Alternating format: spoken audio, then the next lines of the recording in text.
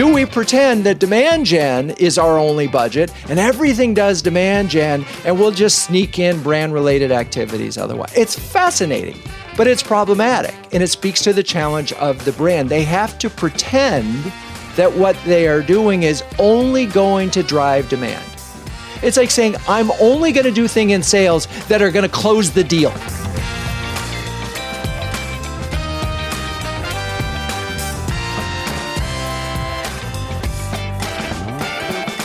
Hi, friends. Welcome to the Sales Enablement Podcast. I'm your host, Andy Paul.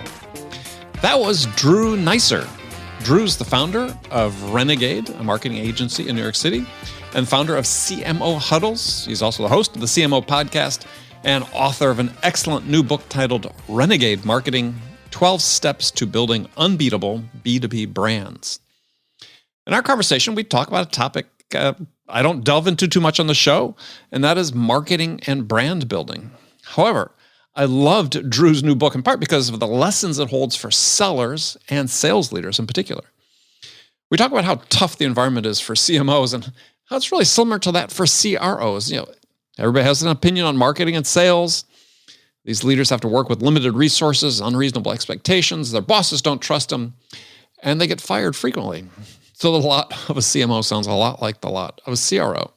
In the same vein, we dig into why Drew believes that marketing has become way more complicated, but rarely more effective. Again, with lessons that apply equally well to selling.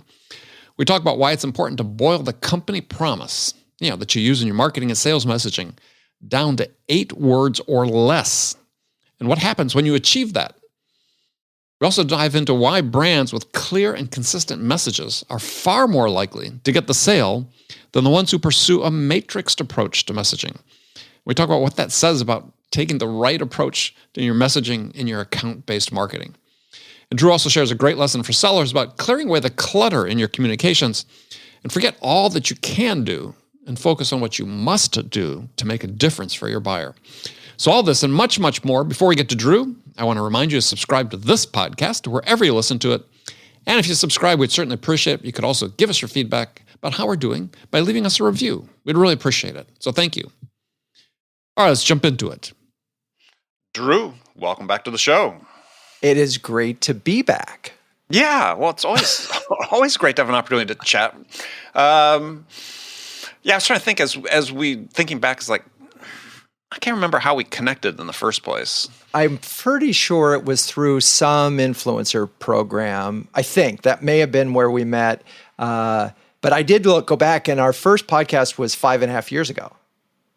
And then, right. And then we did another one about a year later. So this is number 3, which is, that's kind of cool. You're getting up in rarefied territory there. Pretty special. Yeah. I know. You're pretty special. Yeah. Threes, not many people get to 3. 5 becomes a real milestone. I know. So sort of like Saturday Night Live. We all have our goals. Yes, exactly. Yeah, that's right. Yes. I imagine it's one of your career goals is let's be on Andy's show 5 times. 5 times and say something different each time. Well, you keep writing a new book. We'll talk about new things. All right. Well, yeah. No hurry on that one. Thank you. Yeah. Well, so we're going to talk about your new book, Renegade Marketing: 12 Steps to Building Unbeatable B2B Brands. I really like this book. Do a great job of writing, and incredible stories in it. So I think for people listening, and we'll touch on some of those. But so before we get into that, you'll just tell people a little bit about yourself. People maybe didn't hear what the first or second episode. Oh, well, I can give them the numbers. It was 183 and 542. So they're going to want to go back and study to catch up go back and study those. As you binge my entire catalog of 1,000 episodes. Yes, exactly. Please. And but the leap from 183 to 542, I mean, that's like 360 episodes that you managed to do in like less than a year. It was incredible. So kudos to you. Now, in terms of me, let's see. I have a marketing agency called Renegade. And I've had that for a long, long time. But I think probably the most interesting part of me is that almost everything good in my life has happened because of something bad. I mean, it's so funny. And I'm almost positive that I can look all good things from college to how I got to New York to ending up meeting my wife, all of these things, plus starting companies, plus pandemic, all of that. And so I feel like you don't get off that easily. So yes, let's tell the story about how something bad led to you meeting your wife. Okay, so when I first got to New York in the 80s, I was at a party and I saw a woman across the way, and I said to a friend, because I had heard another friend tell this story, I was borrowing somebody else's fantasy, and I pointed at this woman and I said, I'm going to marry her. So we ended up going out, and I actually asked her to marry me. And fortunately, she said no. And it was an amazing moment, because it's like, is that what I wanted to happen? And it worked out really well for her. She found the right guy. And then I ended up meeting my wife, who's just amazing. And it was just such a wonderful thing that I got lucky there, right? Yeah. She knew the situation. I was living this fantasy based on a statement I made at a party on someone else's fantasy. Yes, one can get lost. But anyway, that worked out very well. That's just one example. Yeah. Well, but I've had this conversation with other people not that long ago, actually, is I mean, changes are prompted in life that lead to positive things. It's, for me, I mean, a decisive moment in my whole career and life was a startup falling apart, imploding on a Friday, and found myself, I just purchased my first home. So I had mortgage payments. Suddenly was just jobless, 3 months after buying my first house. And going home that evening and reading an article in Fortune magazine about this company in the Valley, and I was living in Silicon Valley at that time, that was sort of revolutionizing the satellite communications business. And I cold called him on Monday for an interview and got a job and completely changed the arc of my career, my sales career, my business career, and my life. I have a similar story that sort of gets to this book and how come I've interviewed 450 CMOs. At 2008, I tell the story, it's December 17th, 2008, and I remember the date because it's my mother's birthday. The phone rings. I think it's my dad because he's calling me to remind me it's my mother's birthday. And it wasn't. It was a client of ours for whom we were about to launch this incredible website, and who starts the conversation with, "Hey, Drew, you know that $500,000 that we owe you?" Pause. "Oh, yeah, I do." Yes. "Yeah. Well, we're not going to be able to pay because of Madoff and a scandal and all this other things." And so, most people losing $500,000, not a big deal. For me, it happened to be our entire cash flow because I just bought the company from Dentsu. That was our cushion. Right. And so at that moment, there's this. And by the way, 70% of our business was walking out the door. So it was total reinvention time for Renegade, and it was scale back. And so we decided we're going to put all our eggs in the social and content basket. And to do that, I realized I better be really good at creating content. So I started writing. I said I'm going to write a blog post a week. Mm-hmm. And that time I started writing for Fast Company. Once you commit to writing, you go, I better commit to interviewing because you got to have something to write about. I'm not one of these people, right? So I started interviewing CMOs. And so 13 years later, I've interviewed 460. The first 100 ended up getting to my first book. 260 of them have been in the podcast. And it sort of even got me through this most recent recession or the pandemic, where I ended up starting another company. So there's all these crises sort of, to me now, say, okay, this is opportunity time, which is a kind of a thing I think that comes with maturity. Yeah, maturity. I agree. You get a different perspective on things. Yeah. What was the new company you started? So that's CMO Huddles. CMO Huddles, right. Yes, I'm sorry. Right, yeah. And so what happened... Explain that for people, because that's a really interesting thing you're doing. So March 2nd, 2020, good friend of mine, Pete Kranick, founder of CMO Club, sold this club to Salesforce. So that was a big deal. Good for Pete. Awesome. I'd been part of the club for 12 years. That was one of my ways of getting into the club and giving to the club was to do these interviews. So on this, somewhere along the way, once the pandemic started, I went, okay, I don't know if our business is going to survive. But I know this, we can make a lot of friends and we can help a lot of CMOs who are in trouble. And we're going to do it in a way that probably the club and Salesforce are going to be too busy to be thinking about. So I started huddling for free, just got the CMOs that I knew. Between April 1st and October 1st, we met 55 times. Wow. 55 times. That's almost as many podcasts as you recorded in that period. And in the course of that, it was very clear there was a business opportunity, that there was a community to build, and that I could help really make a difference because I believe CMOs can change the world by driving purpose. So if I could just help CMOs, I would be having this sort of lifetime fulfillment, and all of this energy that I put into interviewing CMOs would sort of pay back in a wonderful way. And so we started CMO Huddles officially October 1st. We just had our 90th subscriber. We're growing. It's just amazing. And I'm like a happy person because of it. Yeah. Well, and so it sort of ties to one of the things in the book that really struck me is just how expansive the role of CMO can be in a company in ways that I don't think I'd really thought of before. Yeah. And it's problematic. It's problematic from the get-go. And that's sort of why my first chapter is clear away the clutter, because if you say to the CMO, okay, you're responsible for you're responsible for demand, driving, getting a certain percentage pipeline. You're responsible for brand, but we may not be able to call it brand. You're responsible for maybe customer experience, maybe internal communications, employer brand, corporate brand, all of these things.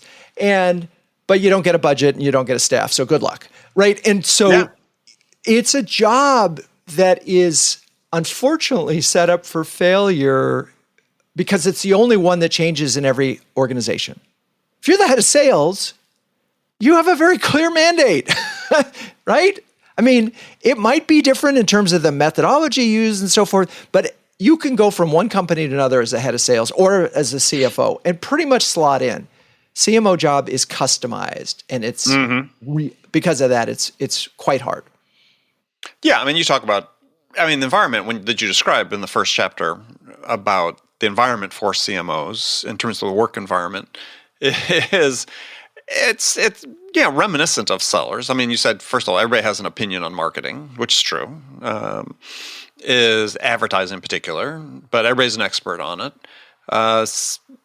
Everybody has an opinion about sales and how easy it should be to sell. You say they have to work with limited resources and unreasonable expectations. Certainly true with CROs these days. You talk about bosses don't trust them. Hey, that's certainly the case, and they get fired frequently. I mean, the average tenure of a CRO these days is less than a year and a half. Wow. Okay, that's even worse than CMOs. Yeah, I mean, it's not even enough to sort of bring your people in, and this is, I'm talking in tech companies. It's a year and a half. Okay. But it may be true beyond that. But it's like it's like barely more than one business cycle. You can't even build your own team. It's like a professional sports coach. I'll default to soccer. My favorite sport is can't even bring in their own players and coaches and implement their system in less than that time.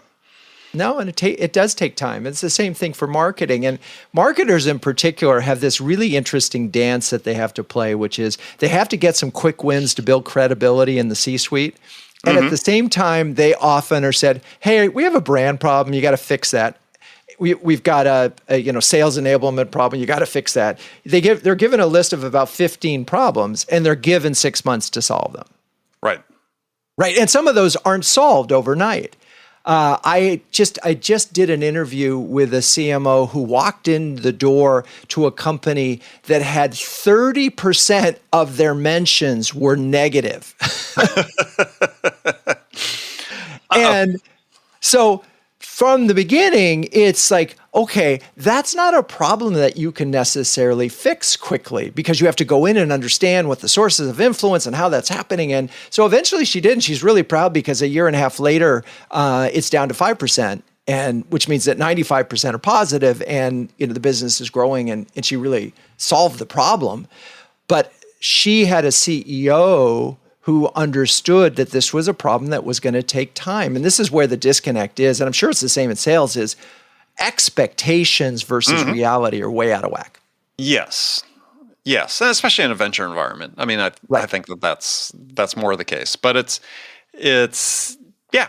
I mean, a year and a half is no time whatsoever. I mean, if you're obviously incompetent or not up to the task, I shouldn't say incompetent, but not up to the task, that's one thing. But yeah, you layer sort of unreasonable expectations on it, it becomes very difficult. But I think you talked about with marketing, though, and give this example, the one you just gave, where the woman is charged with, have these negative mentions. And this thing that sort of, again, struck me in the book is that she can't really solve that problem because it's multifaceted, right? What's happening in success, what's happening on the product side of things. You can go all these departments that have an impact on that don't work for the CMO have to be pulled into alignment and fix it.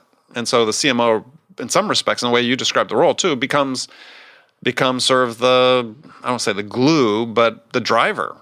They can. The great ones do. They drive strategy in their organization. And they step back and say, you know what, we're going to redefine our values. And if we have a negative sentiment and our value is customer satisfaction, then we have a problem that we need to fix this, with a number of steps. And we all have to agree that we got to fix that problem together. But they are leaders first. And I'm not going to say that every one of the CMOs that I've interviewed are leaders first, but the great ones are. And if you're leading, you're building consensus, you're setting a vision, you're getting the resources, you're applying who does what, and you get out of the way, right? And so this is the real big issue right now. And I had to tell this fascinating thing that's happened in huddles of the last is this difference between, can we talk about brand in the company? So I'm going to say a salesperson inherently knows the idea of air cover, right? If they walk in the door and somebody's heard of a company, then they know that's a good thing, right? Because that makes it a lot easier than if they have to introduce themselves and they are the company. Right. So they understand the idea of air cover. They might understand the idea of awareness, but they definitely won't understand necessarily the idea of brand. Well, the same thing kind of applies pretty much in the C-suite, sometimes in venture people. And so the result is you have CMOs in a lot of well-funded startups who can't use the word brand. And because brand sounds like fluffy colors of logos. Yeah, I can't attribute anything to brand. But in truth, you can. But but that's what the CEOs are saying. Right, that's what the CEOs are saying until they go to their country club and nobody's heard of the company they work for. And they go, oh, then awareness. I got awareness. I understand that. And that's easy to measure. But so here we have, and the debate was among these CMOs, and there was not agreement even among them, was do we use the word brand and go and have the courage to go educate our CEO and our investors that this word is important and we need to fund it and we need to treat it as a special thing because the metrics are going to be different?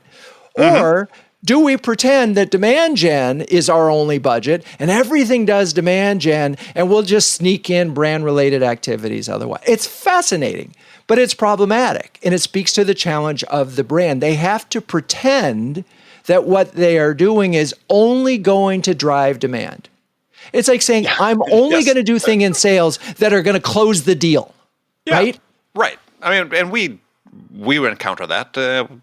Oftentimes, somebody will approach us as a potential sponsor for this podcast, and we're very fortunate. We have great sponsors and great support from our parent company on the podcast. But yeah, you get some marketers just say, "Well, so how many downloads do you get?" It's like, well, yeah, it's who's listening, right?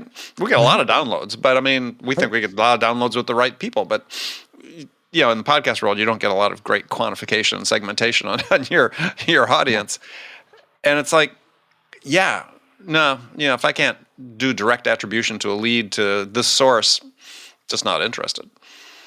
Well, and this is why the folks that have a freemium model are such a competitive advantage.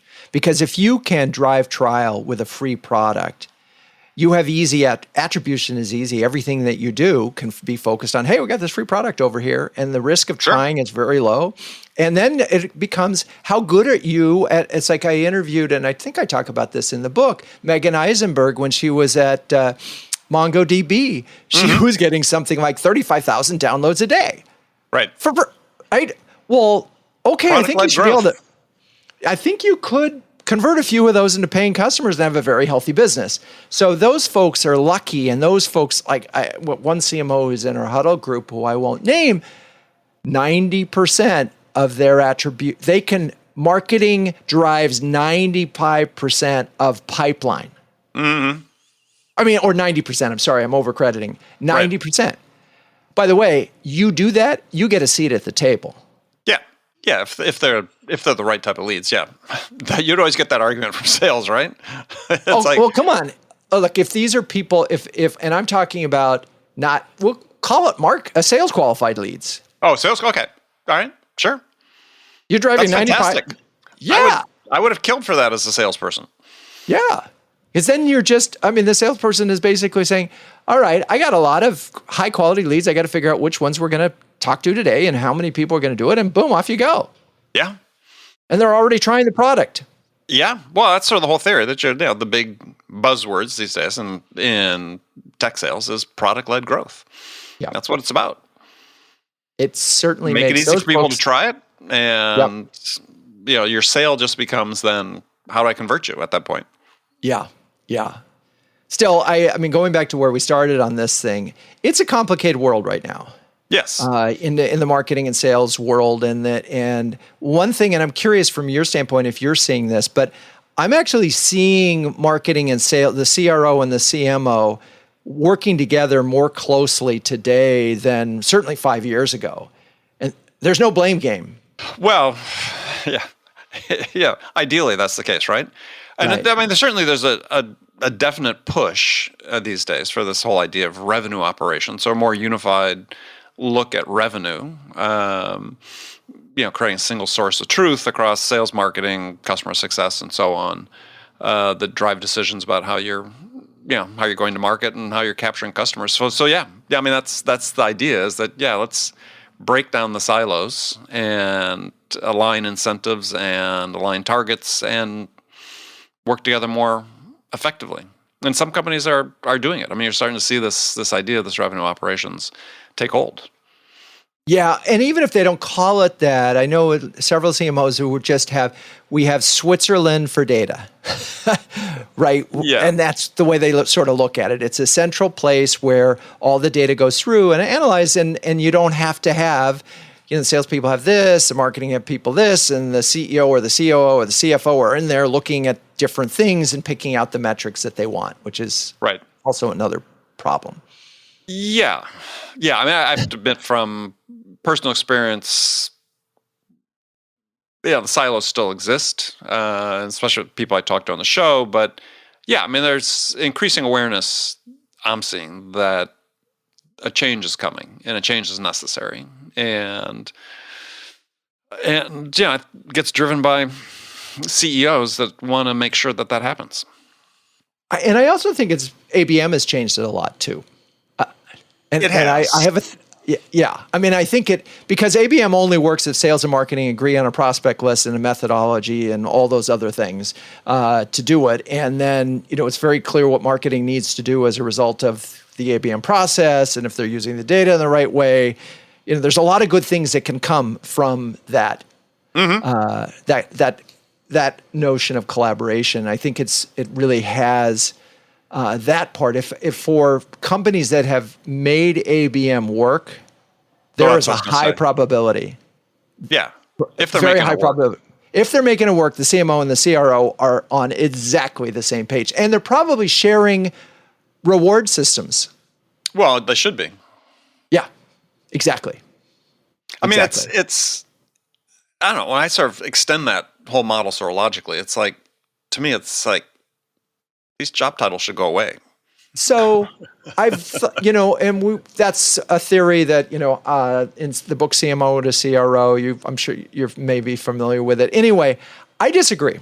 And I'll tell you why. Sure.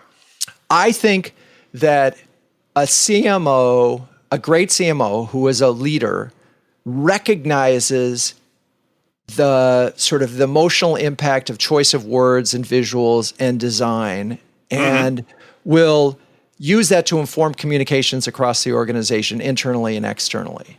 And they often will be the only one in the organization who won't just say, well, let's just tell them it's cheaper, faster, and better. Right? They might be the only one in the organization that will say, you know what, I know we have 15 features, but I can only comprehend one big one and 3 subsets of that. So they're the only ones who can bring focus to this thing. And they're also, by the way, the ones that have sort of accepted this complexity, which I talk a lot about in my book, which is so problematic, which is why B2B continues to not necessarily be a source of great marketing.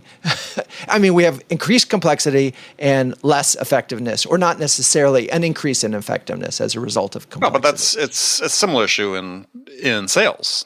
Yeah. I mean, it's way more complex. There's way more technology applied to it. Yet, I think if you were to look at basic units or measures of individual productivity, they haven't changed as a result of all that. So I'll see these things when I'll see what they'll call a messaging grid. And we have 9 personas that they'll be targeting for this one particular product or service. Right. SaaS thing. And then they'll describe each of those people very carefully with great insights. And then they'll say, here are the 3 to 20 things that you need to remember to communicate to this one. And then the 20 things you need to communicate to this one. And the 20, and I'm thinking as a salesperson, I couldn't even remember the first 3. Well, plus they'd modify it themselves to fit what they feel comfortable saying anyway. Right. And so what happens in this process is that those salespeople, if they actually follow that methodology and did different communication to those things, and when the group actually gets together and meets, they're seeing different sides of the elephant. They don't even know it's an elephant. And so the result is that, I'm sure you saw the Gartner research on that, is that if you have different messages, different people, you're 2.2 times less likely to get the sale. Well, yeah, and I thought that was a fascinating point you bring up in the book is when you cite that research, is that then sort of argues against some of the, as you said, these message grids, even to some degree, serve the way that you execute ABM. I so agree, and it's so hard to get that. To sort of make this happen, because you have to have a big idea to begin with. Yes. And if you don't have a big idea and you don't have what we call a purpose-driven story statement, or something that encapsulates I'm going to call it the purpose of the brand and a promise of the brand, all put together magically in 8 words or less. In 8 words or less, yes. 8 words or less. If you don't do that, then there is no hope that the rest of the stuff is going to hang together. Well, but I think the key point I was sort of taking away from this is just to follow up on that, is that you just need one. Yeah. Right? Just have one. I mean, if you start with one, for most companies, that's brilliant. Because I've worked at companies where there's none. Right. And what you see, the impact of that is that even just with that one, let alone, having a different message for each persona you speak to, sellers can't articulate what it is they're selling. No, and I'll see a brief, I saw a brief recently from a CEO of a relatively big company, and I couldn't understand the first 3 paragraphs, and I've been in that category. Oh, yeah. I see it constantly. It's like, and I'll like listen to recorded phone calls from reps for clients and so on, dating back years. And it's like, the seller, the first thing the words out of their mouth is like, what do you do? Which is, some form of that question is always asked. Right. And like, yeah, not really clear. I mean, there's jargon. There's well, jargon is the big offender, but it's like I always want to strive for what I call the V8 moment. Where Right. people slap their forehead and say, "Oh, of course," right? You talk about 8 words. I work with clients, let's do it in 5 words, but 5 or 8, it's the same thing. It's like, well, and you talk about 8, but a lot of the examples you give are actually 3 words. Yeah, I know. Is that's what you need as a company. Just have that. And yet stop worrying about, I agree with you 100%, is you just confuse things if you say, look, we're going to vary this by persona. You've got one. That's what you live on. And one of the things that we talk about in the book that I think will help this, because if it's just 3 words, and I tell the story of where family comes first, which was like my favorite tagline I've ever written. And Yeah, it's give the background on that. Yeah, so Family Circle, this was many years ago, literally, I think 20 plus years ago, said, hey, we want to reposition the magazine. We want to come up with a marketing campaign to sort of get advertisers. So it was B2B and maybe readers involved. And so literally in the first meeting, I wrote down these 4 words, where family comes first. And I just, hid them. We went through the process, and we ended up selling, they ended up buying the line. At the same time, we said, this is probably more than a line. There's a bunch of ways that you could activate this idea. And we gave them a long list of ways that you could activate. Their decision was to put it on the spine of the magazine and stop there. And it was on the magazine for 19 years, which is kind of cool, I know, but who reads the spine of a magazine, though? Right, but if there was when bought a newsstand, there it was, where family comes first. But here was the brilliant thing. What we said was that you could be the magazine that really does talk about family first and what that means. You could do an annual survey and study, and you could even do a symposium on family first. And it's a little bit of controversy because there may be a red-blue thing there. Sure. Maybe not. Right. But they even, by the way, they had a chapter in the magazine every month called Family. We said, you probably should put that first in the magazine because it's family comes first, right? It's like in your name, family comes first. So we gave them a bunch of ideas like that, all of which build to what would really put meat on the bones of this idea. And the problem with saying 4 words or 8 words is you come up with this line, you fall in love with the line, where family comes first. Great language. Meaningless unless you and it's not their fault. They weren't looking for, this was before Start With Why. We gave them a purpose-driven story statement before people were talking about purpose. Right. And there was no framework in the marketplace for them to absorb this idea and say, oh my God, we could be part of society. We could build community. We could be more than a magazine. There wasn't an appetite for that. That wasn't what they had asked for. So in fairness to them, it was bigger than they were thinking. But I use that and tell that story because today, there are lots of brands that we've worked with and other brands that actually take a promise, like I mentioned, on the case and case paper, and they bring it to life against employees, customers, and prospects. And then everybody in the company knows what it means to be on the case. And if you're in sales, such a critical point, though, too, which is, and you talk about the role of marketing, working with HR on this, is you want everybody in the company to understand this, not just sales and not just marketing.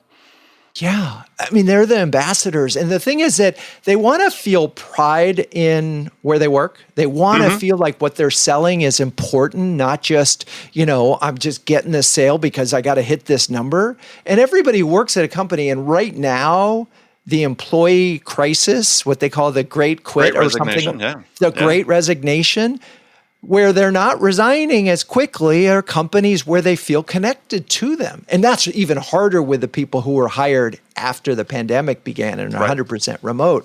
So if you don't have a purpose, you're just an employee, but you just have employees. And that's a shame because it's not that hard to get there. And once you do get there, it's such a powerful North Star. And then I can tell you, if we want to take this idea and we want to do 7 sales enablement things, no problem. And you know if it's a good idea because you can bring that idea to life. Right. Well, I all think the way that's down to sales enablement.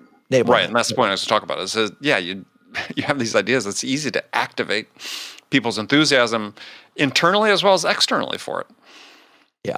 And I mean, customers. It makes sense to customers. That's the thing that is so powerful that I think when companies aren't doing this work to come up with these purpose-driven statements, 8 words, 5 words, 3 words, whatever, it's like, yeah, it's your North Star.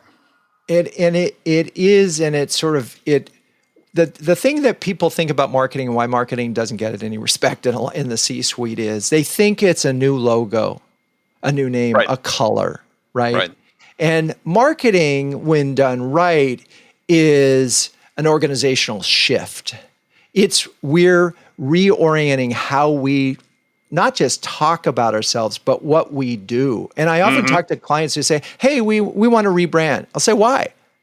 Well, CEO's tired of the logo. So not good enough. We're the wrong agency for you. We won't do that. Because that's new coat of paint on an old barn. It's useless. Why bother? Doesn't change. But if something's changing, like, I was talking to a CMO who they had acquired 22 companies in the last 3 years. That's huge, right? That no doubt had a huge impact on their product. I mean, it had to. And so in that case, you probably need to rebrand because where you started and where you were 5 years later, you're a totally different company. And you need people to understand that and bring them along, not just employees, but customers too. And then you can get to prospering. So it's just sort of the whole thing is let's make marketing kind of a real thing as opposed to just, coat of paint. Well, and to that point you're just making, though, and I think the challenge is, and that example about the company that's done all the acquisitions is, one of the things you lead with in the book is this idea that you have to clear the clutter out of and be more clear and consistent with your messaging. That's going to be a real challenge when you have that many companies that you have to bring under one umbrella, or your company with large number of products, and so that serve different markets. Is like, how do you do that? Well, my answer is you ditch some of them. And I'll tell you why. It was so interesting. This isn't in the book because it happened afterwards. I was interviewing for a podcast the CMO of SADA Systems, and they used to support 3 cloud platforms. They did all big 3. They made a strategic decision, I don't know how many months ago, maybe a year or 2 years ago, to just go with Google. Business exploded. Suddenly you would say, wait, their addressable market dropped by 66% or maybe even more, but their business grew. Right. Because they actually had something they were really good at. As opposed to being a generalist, they were experts at this and became the leading at this. And one of the things that we see, particularly with B2B brands, is every time they have a new service, they think we got to have a new brand name with it. And it's like, no, this is why platform sales it's just focus. You got one brand. By the way, Adobe, which spent $4 billion on Marketo and $4 billion on Magento. When you ask Ann Lunas, are you a house of brands or a branded house? She'll say, we are a branded house. There's one brand name, Adobe. $8 billion worth of acquisitions, and there's one brand name. It's incredible. And you can watch their migration and how it's migrating right now. So anyway, the whole point is simple is hard. It's saying no to something. It's getting rid of stuff. And whether we're talking about a sales sheet where we say, we got 19 benefits, or a website, we've got 75 products. Do you really need all 75 of those? Well, do you need to message all 75? Right. You can still keep the brands, or the products, but they don't all have to be front and center, right? They can't be front and center because if they're all front and center, you got a mess. Yeah. Well, it's interesting. Well, you were making a comment about a platform, though. So yeah, and I get into shaky ground here because I don't talk about that in the book, and I'm not an expert on platforms, but I can say this, that brands that put one message in the marketplace and make it easier for the customer to buy them based on one major promise I have a higher success rate than ones that offer 25 things. Right. Well, I think that's such a critical thing, right? And it's critical from a marketing standpoint, critical from a sales standpoint. Is I love to talk about discovery and in sales, and I was actually presenting yesterday on a virtual forum. But my thing is that what you're trying to do in sales is you're not trying to uncover 20 needs. You're trying to uncover the most important thing that the buyer's concerned about, and focus your efforts on that. And you always, well, I don't say always, but I'll say it, always with the air quotes, is your odds of winning are substantially higher if you focus on that one thing as opposed to focusing on 20 things. I'm sure, I think you may remember the story that I tell about the construction company that was, anyway, when I was on the co-op board, and the hallways, right? The hallway guy. So this is where it's interesting, and take what you're saying and take it one step further. We thought we were buying construction of hallways in a co-op. It turned out what we were really looking for is complaint mitigation.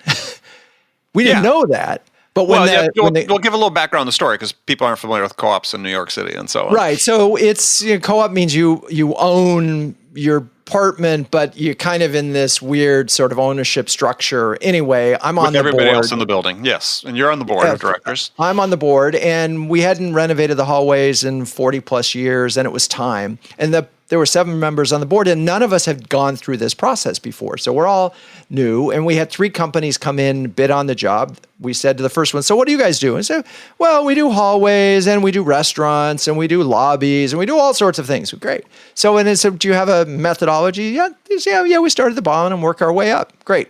Next one comes in, exact same thing. We do a lot of things. It's all great. This is an easy job. We start at the bottom, work your way down. Third guy comes in and says, so what do you guys do?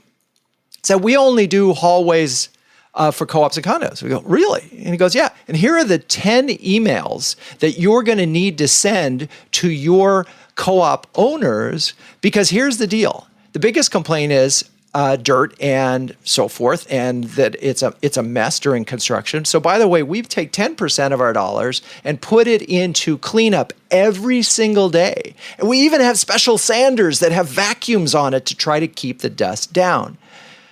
We pause and go, okay, what else should we know? He said, well, you always start at the top and work your way to the bottom because gravity is your friend. We go, okay, boom.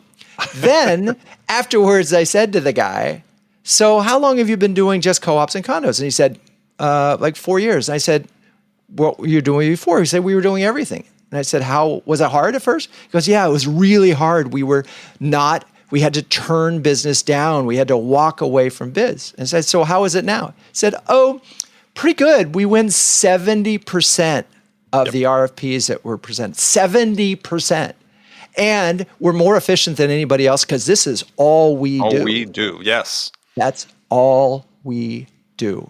And so anyway, it's such a great story because it's so illustrative of this concept of sometimes they don't know what they need, but if you can frame it in a way that really hits them, they're like, oh my God, we're in the complaint mitigation business. That's what you're selling to us? Great. Thank you. So, I was going to say, it just speaks to this idea, though, of I'm not sure what their 8 words were. Maybe we're in the complaint mitigation business, but they were focused. They cleared the clutter. And I stress this time and time again to sellers is again, you're not solving every problem the buyer has. Your job is to find the one that's most important to them and help them get that. Yeah. And it's very simple. And simple's hard. Simple's hard. And it's risky. Right? It takes discipline. It takes discipline. I worked in bid-based businesses for a long time, very large communication systems. And I just remember I had this epiphany at one time when I sort of knew this idea and had been practicing about finding the most important thing, but it struck me when the customer put out an RFP and they had this compliance matrix that you had to fill in that ran to 300 line items.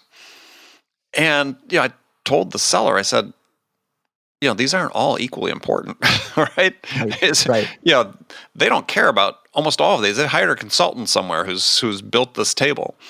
I said, we need to find the one that's most important to them and find out who it's most important to and why. And if we do that, we'll win this deal. And so we just ignored most of the things that were on the compliance table because we did find out what was most important. And it was the CEO or the owner of the company, actually, and why, and doubled down on it, took the risk. That's why that first section is about courageous strategy. It takes courage. Yeah, it does. You have to be willing to take a risk. Yeah. I was just reading, Kimberly Whitler's book, a new book on positioning. And she talks about, in the packaged goods world, they test this stuff. They'll test a value proposition. They'll test a thing. Right. And but nobody does that in B2B, but you could. So you could mitigate that risk a little bit if you wanted to. But probably the harder part is just getting everybody to agree that we need to focus. That's the harder part. Yeah. Well, Drew, we'll leave it at that. Okay. Great conversation as always. So tell people how they can connect with you and where they can pick up your book, which I've very much enjoyed reading. I'm so glad to hear that. Thank you. They can find the book on Amazon, audio, ebook, paperback. They can visit renegade.com, and even I'm selling the hardcover book, by the way, for $333. Ooh. Direct. But it comes with 45 minutes of consulting. So my assumption is you buy the ebook, you'll read it, you go through the process, you'll develop it, and you'll say, hey, Drew, I want to talk about this for 45 minutes. So, and you can do that on renegade.com. And of course, anybody your listeners who wants to connect on LinkedIn, I'm Drew Neisser, the only Drew Neisser, you'll find me there. All right. Drew, thank you so much. Thank you, Andy. Okay, friends, that's it for this episode. First of all, I want to thank you for taking the time to listen. As always, I'm so grateful for your support of the show. And I want to thank my guest, Drew Neisser, for sharing his insights with us today. If you enjoyed this episode, please subscribe to this podcast and Sales Enablement with Andy Paul on iTunes, Spotify, or wherever you listen to podcasts. You can do all that on your phone in less than a minute as soon as this episode is over. So thank you for your help. And as always, thank you so much for investing your time with me today. Until next time, I'm your host, Andy Paul. Good selling, everyone.